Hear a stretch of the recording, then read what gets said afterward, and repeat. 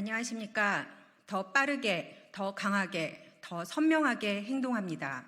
조국혁신당 대변인 배수진입니다. 오늘은 해외 직구 금지 방안 철회와 김건희 여사 공개 행보 관련 논평을 하겠습니다. 윤석열 정부의 아님 말고식 무책임한 국정 운영에 기가 찹니다. 정부가 국내 안전 인증이 없는 해외 제품은 직구를 금지하는 방안을 철회했습니다. 지난 16일 안전 인증이 없으면 유모차, 장난감, 온수 매트 등의 해외 직구를 금지하겠다고 발표한 지 사흘 만입니다. 해외 직구 금지 발표 이후 온라인 커뮤니티는 물론 정치권에서도 과도한 규제라는 비판이 고조됐습니다. 정부는 당장 금지되는 것은 아니다. 위해성 검사를 집중 실시한 후 실제로 위해성이 확인된 제품만 반입을 차단하겠다라고 한 발 물러섰다가 이마저도 없던 일로 하겠다는 겁니다. 윤석열 정부가 제대로 검토도 안 된 정책을 발표했다가 손바닥 뒤집듯 취소한 것은 한두 번이 아닙니다. 2022년 7월 초등학교 입학 연령을 만 6세에서 만 5세로 하향하겠다고 발표했습니다. 초등학교와 육아 교육 현장, 학부모 모두에게 큰 혼란만 주다 열흘 만에 철회했습니다.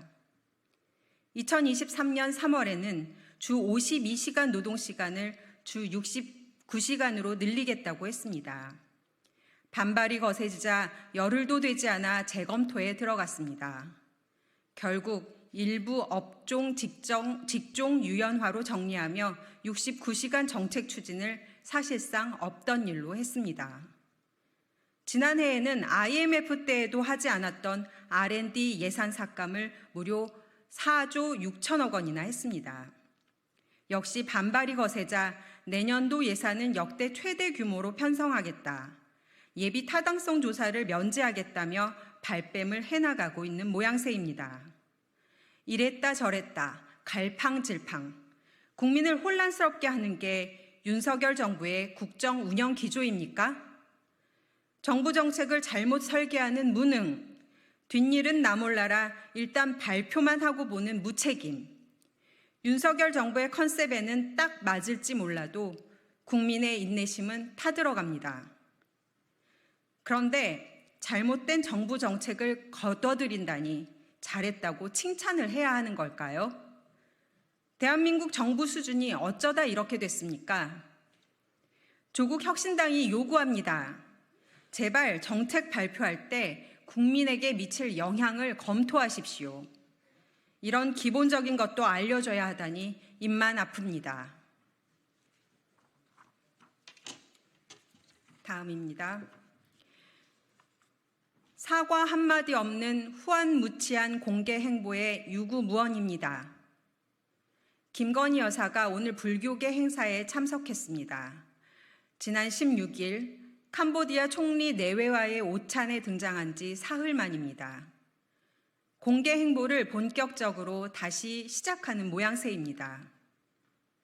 말문이 막힙니다.